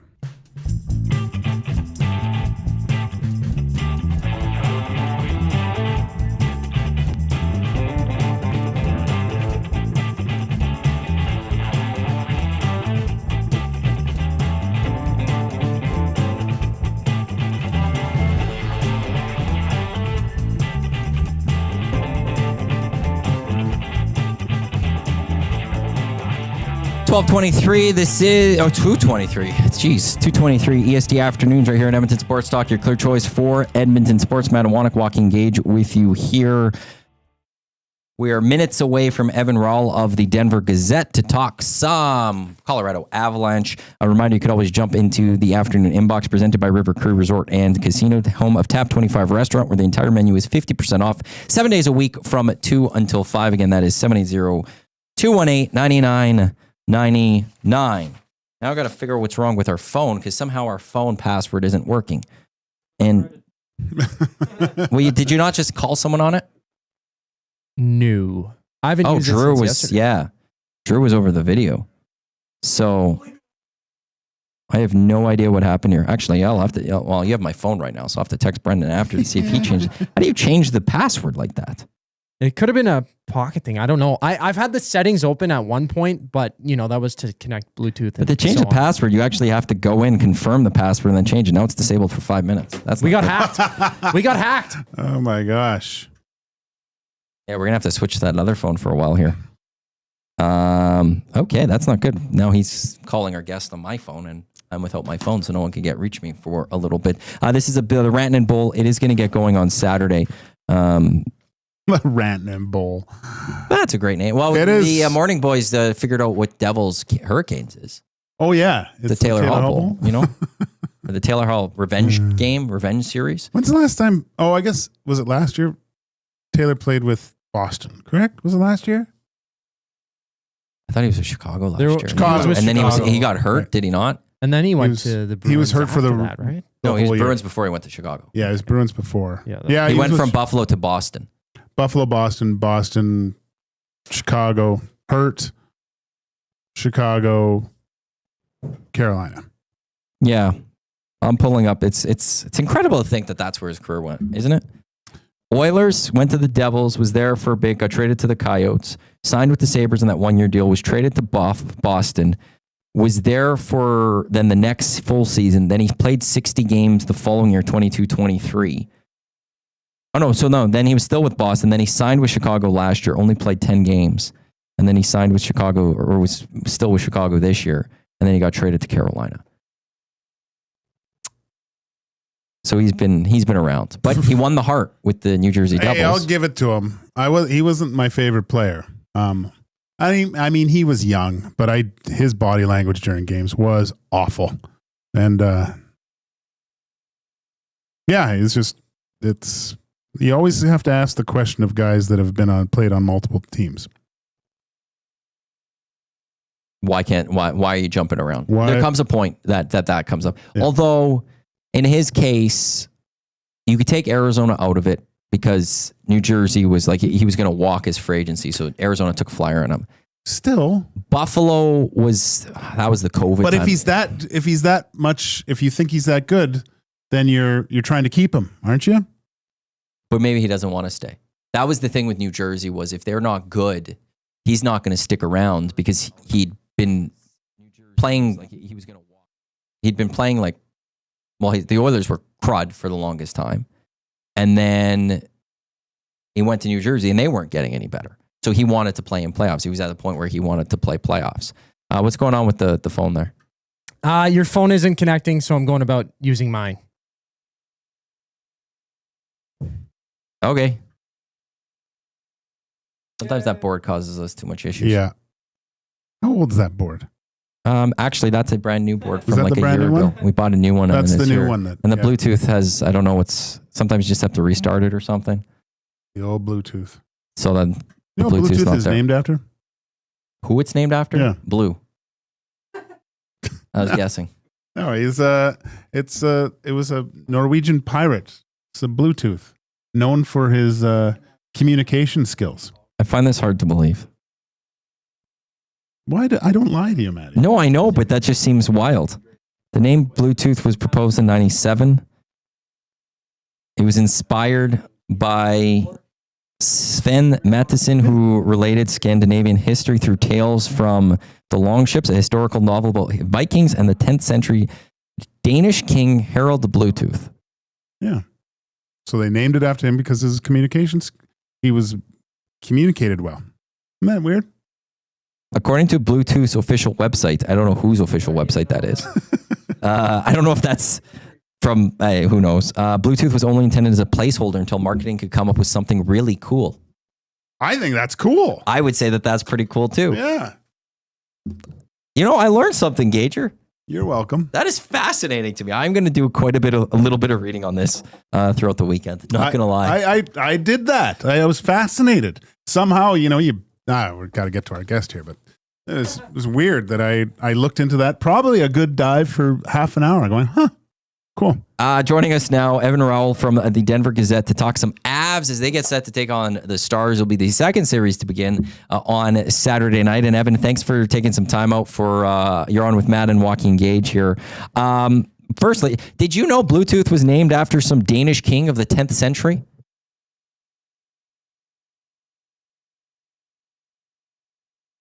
He's Googling it. Let me try it again. We'll try one more time. Evan, do we got you here on the phone?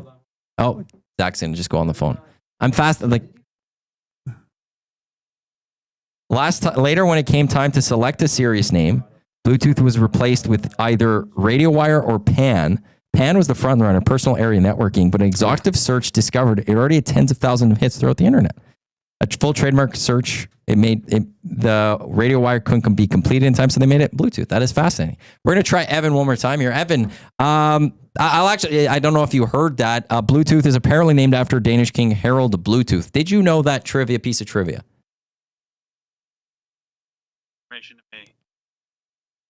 New information. Oh, okay. That's new information. Okay, well, yeah, that's something I've learned too here. Well, Evan, I know we didn't bring you on to talk about the history of Bluetooth. We brought you on to talk some Avs and the Stars. And Joe Sakic, he didn't sit on his hands this regular season. He was all over. He was making moves, and it goes back to trading goalies at the start of this year, but more notably post deadline. How has this Colorado Avalanche team looked to you this year? They, around the deadline, they looked great. After they made all the additions, they were a pretty dominant team. Once they kind of were settled into that third spot in the Central, which was essentially like the last 3 weeks of the season, just with how everything works out with this new playoff system the NHL has. They didn't really play as well just because they kind of knew they were where they were, and they kind of started resting guys that were dinged up. But when they were fully healthy and they had all those guys in, which looks like they're going to have when the series starts on Saturday, they were pretty dominant. They had 3 lines. They're really deep down the middle. And yet, Brock Nelson, Charlie Cole behind Nathan MacKinnon made a huge difference. And they're going to be a tough team to take out in the playoffs, especially now that we know they're fully healthy. What about we saw Gabriel Landeskog go down on a conditioning stint. What is the status of him coming in game 1? And here's a guy that hasn't played in a few years now. What sort of an impact do you think can he have on the ice, or is it more of an emotional lift that he can give to this Avs team?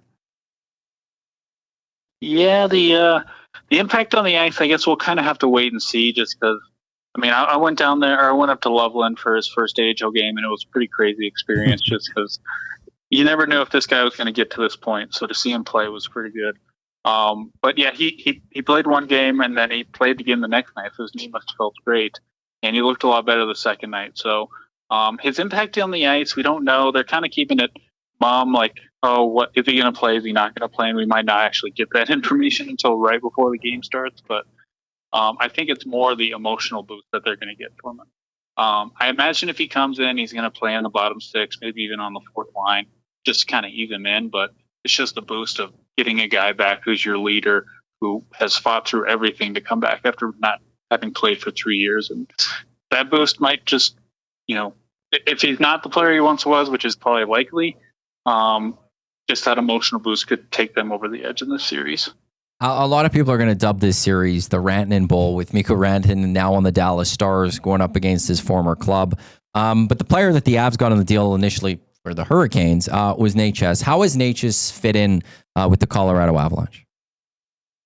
He's fit in really well. He kind of slowed down a little bit down the stretch, but a lot of the team did as they kind of eased things up here. But he's been a great fit. He's going to be back with Nathan MacKinnon. They kind of tested the waters down the stretch of putting him with Brock Nelson, but he was an immediate fit with Nathan MacKinnon. I think they want that again, where the speed of those two guys is just very difficult for opposing teams to handle.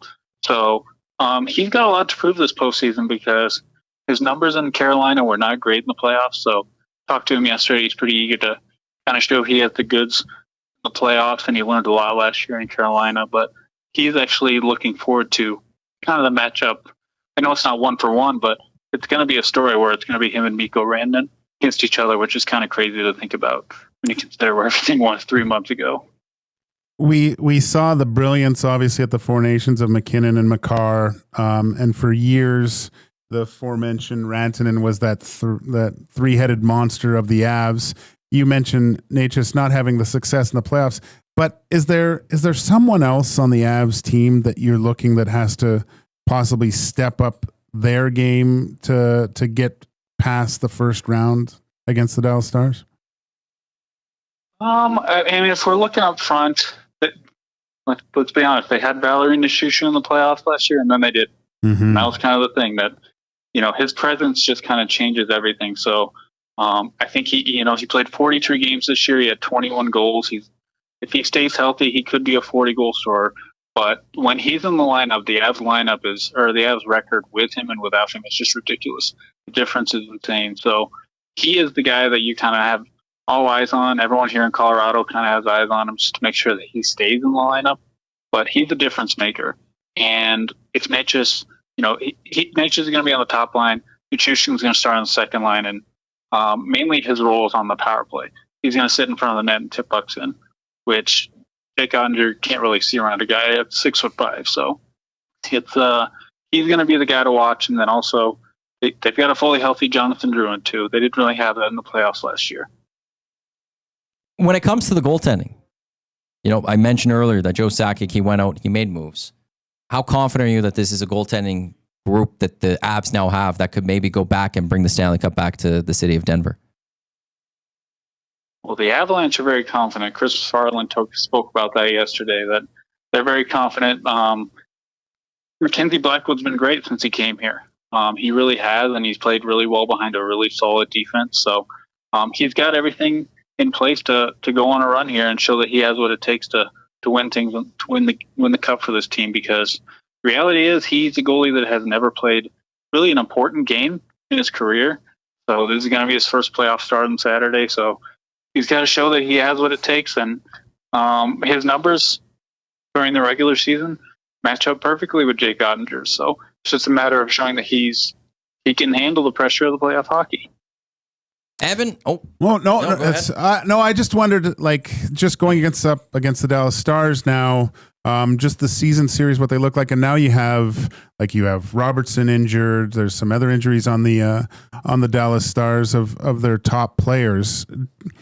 I think you look at the Avs as the favorite here, but what type of series do you look at this becoming? Is this does this go deep, or do you think the Avs can take advantage of some of the Dallas Stars superstars not in their lineup come game one?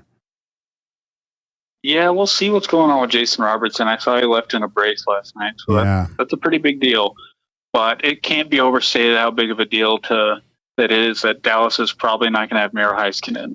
I was looking at their numbers with and without him, and the difference is pretty huge. So I think with him, they were a top 5 team in terms of shot share, but without him, they're bottom 3.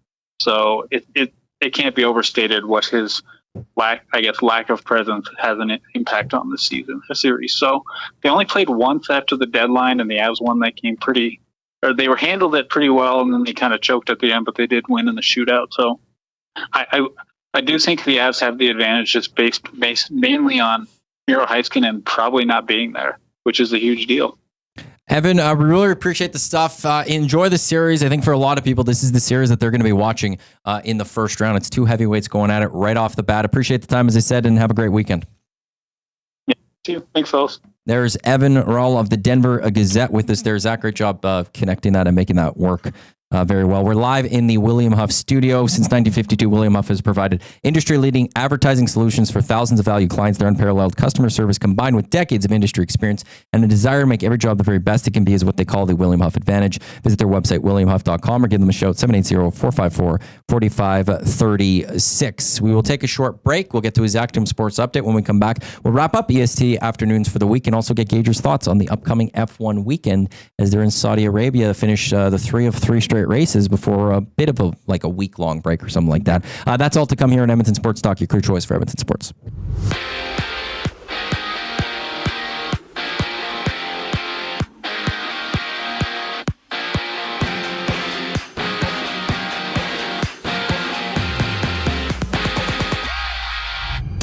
The final day of the NHL regular season has 7 games on tap. Flames and Kings face off. Red Wings and Maple Leafs go at it. The Lightning hit the road in New York to take on the Rangers, while Ottawa plays host to Carolina. And from Winnipeg, the Jets have extended Neil Pionk to a 6-year, $42 million extension worth an average salary of $7 million. Pionk has 10 goals and 39 points through 69 games this season. The Jets Blues Game 1 goes on Saturday. Down South Florida's Jesse Puljujarvi has been suspended for 2 games after he hit Tampa's Mitchell Chaffee in the head. He's been ruled out for the first 2 games of the Panthers-Lightning's Round 1 matchup. And finishing the season with 63 points in 70 games, San Jose's Macklin Celebrini has committed to playing for Team Canada at the upcoming World Championships starting in May. And right now, the Women's World Championship sees Canada up 5-1 on Japan, nearing the end of the second period. That one is a quarterfinals matchup. The final segment of EST Afternoons brings us back on the other side of the break. I'm Zachary Kubish. keeping you up to date. The Reed Wilkins Show with Jay Drew Milne. Mandell, Sharks analyst, of course, former Oilers broadcaster. There's one thing Connor's interested in and only interested in, and that's the Stanley Cup. He couldn't care less if he got another 100 points. What matters to him is winning. You knew that when you saw him when he was a kid, and so did I. He wanted to be not only good, he wanted to be the guy that was going to help lead his team to a championship. End of discussion. The Reed Wilkins Show with Jay Milne, weekday afternoon 3 to 6, only on Edmonton Sports Talk. Your clear choice for Edmonton sports. The River Cree Resort and Casino presents Bump and Grind Rewind, May 16th, featuring Drew Hill. With Cisco and Genuine, plus DJ Hartman B. Bump and Grind Rewind. Friday, May 16th at the River Cree Resort and Casino. Get your tickets now at rivercreeresort.com. You've heard the name, but what does it mean? For over 66 years, William Huff Advertising has supplied signage from screen printing to digital to LED with design, production, and install in-house. It's a one-stop shop for all your signage needs. Edmonton owned and operated, William Huff has been trusted by the biggest companies and teams in the City of Champions and many others across the country to do the job. If you're looking for a way to get the word out about your company or event, they are the answer. Go to www.williamhuff.com. Their results speak for themselves. Play more tables and games. Play more tables and games. Make the most of your bad game. Oh, you want to, you need to, you know just what you gotta do. It's time to add some fun to your life. Make the most of your bad game. Play more tables and games. PlayMoreGames.ca.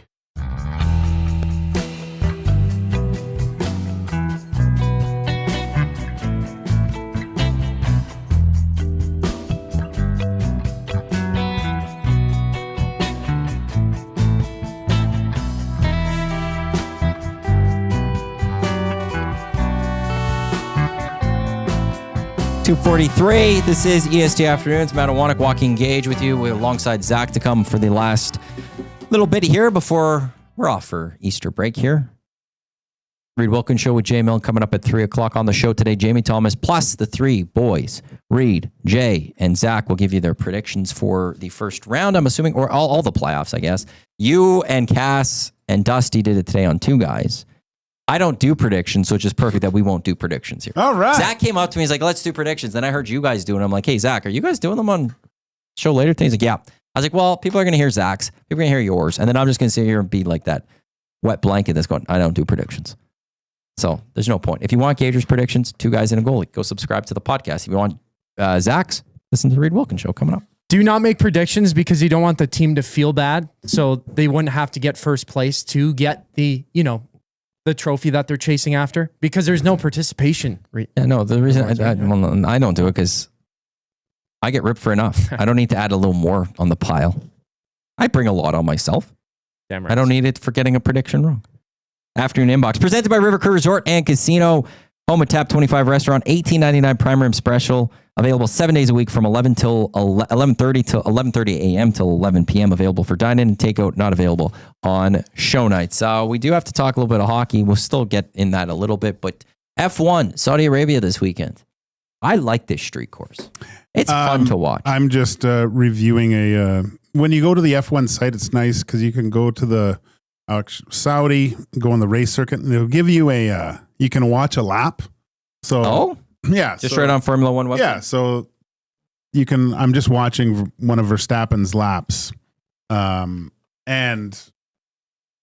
let's put it this way. This could be a major shift in the F1 pool this weekend. Very dangerous weekend for a lot of players. With the street circuit, having the walls close, having 6 rookies. We all know what happened, although there was a bunch of rain in that first race. Yeah, crushed me. I had like 3 rookies on my team. Yeah. And I had Carlos Sainz. There is going to be red flags at some point during this race. So, and as you know, a lot of minus points available for teams. Who does this track favor in your eyes, from what we've seen? Do you know? Street circuits? Have we seen anyone that this favors more than another? I think you could Red Bull bounce back, or are we looking for more disaster for Red Bull? And by disaster, just not doing well enough, and then it's off the track. I think Red Bull's going to be okay. I think Ferrari's going to be a little bit better. I wonder how McLaren's going to do on the street circuit, though. I think it's going to be different for them for some reason. I don't know why. Mercedes looks really strong still, and hopefully they can. They messed up with the strategy with Kimi, so he'll be looking to rebound again. McLaren does have the best car. Tim Hauraney said with us how he doesn't know how long that will last. Right, for the foreseeable future, it does look like McLaren's has the advantage, but other teams could be catching up soon. What teams do you think would be the favorite to catch up? I'm in on the phone, by the way. It got changed. We learned this. I think there's something with Ferrari. And yeah, I hope so. I hope so too. More so just because Tim, and if you listen to Nailing the Apex podcast, it's great. But they have a lot of upgrades coming. And you know, as soon as it goes back to Europe, that's when a lot of upgrades usually come to the car.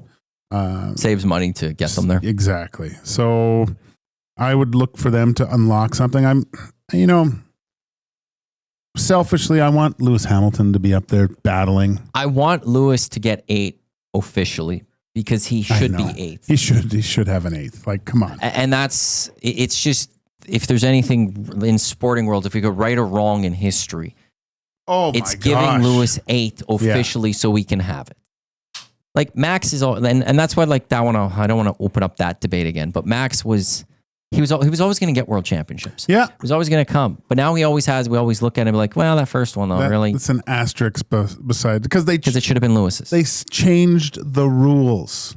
Mid-race or later, you're saying. Yeah, for that. Like that race should have ended on a safety car. Oh no, the Massey screwed that up mightily. I learned a lot about rules of F1 at that time, and he was complete like, or if he wasn't going to end it on a safety car, he shouldn't have allowed those other certain cars to lap. That was the thing. He wanted one race of racing. He should have the red flag pulled them all and had a static start. Right. But then also Max is further. He would have been, even if he unlapped himself. Give Lewis a chance to come in and everyone change their tires. It was I don't. But that's where I want Lewis to go get an 8th. I know, because then he has it officially. We don't have to sit here and say unofficially. Now, maybe moving forward, we'll be like, unofficially, he has 9 or whatever. But at least then he has that because it's a record, right? Mm-hmm. Yeah. I wanted to have that record just so that we can. He deserves that. In the actual record book. Yeah. It's there. So that's where I want Ferrari to get there. Also, as an Italian, seeing Ferrari do well is always going to be fun. Yeah. And winning a world title, like Mercedes, he did great things with. He has the title with McLaren. But to win a world title with Ferrari, that would be something else. That's auto racing, is it not? Well, it's the reason why Lewis goes to Ferrari in the first place. I'm sorry, it's Ferrari's the original 6 team and going to play for in the NHL, right? Donning the red, going to that sacred, hallowed ground. All these guys have Ferrari posters in their bedrooms instead of Tavares with his Toronto Maple Leafs PJs, right? It's the same thing. I didn't trust that. What? Toronto Maple Leafs? I felt like that could have been any kid. I don't know. I don't know. That's John Tavares. They could have just made that all up. Well, with AI now, every kid's wearing. That didn't even need to be AI. There's other Polaroid cameras you can get, or you could doctor that with Photoshop or something. Or at the same time, it could have just been like Nancy, an accountant's kid who's 20 now, but it was him. And they're like, oh, look at this cute picture that's on this desk. I don't know that's for sure John Tavares. And then they're throwing that out there in our faces. All parents you now almost spit up there. All parents are now just putting green in their kids' bedrooms. Everything's green. Blankets, pajamas, so they can superimpose everything on there. Yeah, I know. I never liked that at the time. It just bothered me. Who do you think's winning in Saudi? Okay, here's a question. Did you make any changes for fantasy? Oh, yeah. Are you willing to say what? No. Okay, I've made changes.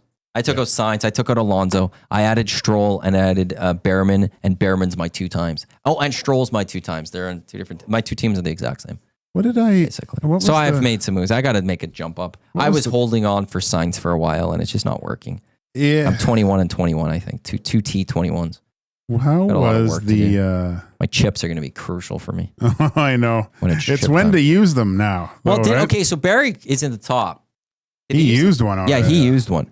Did he not use The big unlimited? dog. Yeah. Yeah. Huge mistake. Early. But I mean, well, if we look at. If I learned anything last year, you can make up ground in this. Oh, yes, you can. You made up the ground. I didn't think anyone had a shot at catching Cass last year, and you did it. So the podium last week was Lieutenant Eric first, Cass second, and I was third. So, and that was with making some changes too. So, I'm looking to make the move, dive bomb, as they say in the biz. Maddie, T21 out of 30. Who's worse than me? Who do we got down here? Hernan's nephew, Lieutenant Eric, Trev, Zach, Jay, Luke, Reed, Tommy are all worse than me right now. But they're all have one better than me. I got to get going. I got to just pick up some things. Yeah. I need Ferrari to step up. If Ferrari gets going, I'm in a good spot. I need some of these young guys to start doing well too. Me too. That's good. I'm It's excited. fun. It's a fun sports weekend. What do we have? We've got NHL playoffs starting on Saturday. Play-ins continue, but NBA playoffs gets going on Saturday as well. We've got F1. Quality in the race, I believe, looking at it, is 11 o'clock in the morning here. I'll confirm. We do have golf. Practice 7:30 tomorrow morning. Practice 2 at 11. Practice 3 is Saturday 11 or 7:30. Qualifying's 11 a.m. and the race is at 11 on Sunday. So We got RBC Heritage. Justin Thomas is top the leaderboard right now. Is that on? It will be on now on the Golf Channel and Okay. stuff. We don't have TSN Plus in here, so I'd have to watch my office. So like this, there's also it's a good sports weekend, and then you spend some time with family as well. It's been Hopefully the a great weathers could be couple decent. sports weekends here. Yeah, but that's the beauty of this. And now for the next, I don't know how many days, we're gonna have either NBA or NHL playoffs happening on one day at least. Crazy. It's a great time, absolutely fun time. Coming up on the Reed Wilkins Show with Jay Milne. If I'm not mistaken. I know I mentioned it. Jamie Thomas is going to be by as well. I'm not doing an Oilers prediction. You guys, what was your Oiler prediction? I said Kings and 6. Did you pick the Kings? Or did I say Kings and 7? Kings and 7, sorry. Bold. Why? Just think that the Ekholm is too much to overcome. What is it that, if the Oilers are winning this series, what does it come down to? Stuart Skinner. It's him? He just has to play. He has to be lights out. Basically, after the round one, we're talking Conn Smythe already? Yeah. Like He's in the conversation. Yeah. Zach, I'm not asking you because I know you're going to do it. I don't want to spoil what's coming up on Reach. But what is the key to you for an Oilers series victory then here? I'll at least ask you that. Well, yeah, I want to highlight the fact that, the defense is absolutely battered. So you can't really focus on the defense, but the last guy on that line of defense, as you pointed out, Stuart Skinner, he's going to have a good series. He can't have a stinker really at all. Like, it would be a turning point of the series if he absolutely had a dud of a game. So he just has to be solid for however long it goes, 5, 6, 7 games, even 4, however long it goes. And then Connor McDavid, Leon Draisaitl, they're going to put the puck in the net. So they're just going to have to win those games either 7-6 or get a couple saves from Stuart Skinner. I'm on the other goalie, Kemper. Oh, yeah? If Kemper plays lights out like he has this season, I don't care about Skinner as much. I think in a close game, Kemper's going to make that extra save. It's going to come down to can they, like we've talked about, yes, with Korpisalo. He went in, some people he was playing well. The Oilers took a couple of games. They figured it out. Then they dismantled him. How quickly can the Oilers figure out Darcy Kemper? If they can do that, it doesn't matter about Stuart Skinner in my mind. It doesn't matter about the defense. They're going to win that game because the LA Kings can't match the offense. Don't worry, Matty. Dustin Schwartz is on it. That's not something of confidence for some Oiler fans out there, Joaquin Gage. This was a fun week, Gager. Excellent time. Great. Looking forward to Monday, though. You and Hernan. Oh, yeah. EST Afternoons back together, but it's also the day of Game 1. Monday's going to be a lot of fun here in the city of Edmonton. Tommy will be live at Westgate Boston Pizza on 170th Street all day from 6 o'clock till post game. It's going to be a fun time here in Edmonton. It's going to be a fun time here on Edmonton Sports Talk. Coming up next, we do got the Reed Wilkins Show. Reminder on Saturday, we also got Hello Hockey at 10 o'clock with Tommy and Belzy. On behalf of Zach to come on the other side of the camera, who did fine work. On behalf of Joaquin Gage, I am Adam Iwanyk. Thanks for tuning into the EST Afternoons live right here in Edmonton Sports Talk, your third choice for Edmonton sports. Coming up in mere minutes, it is the Reed Wilkins Show with Jay Milne. Don't go anywhere.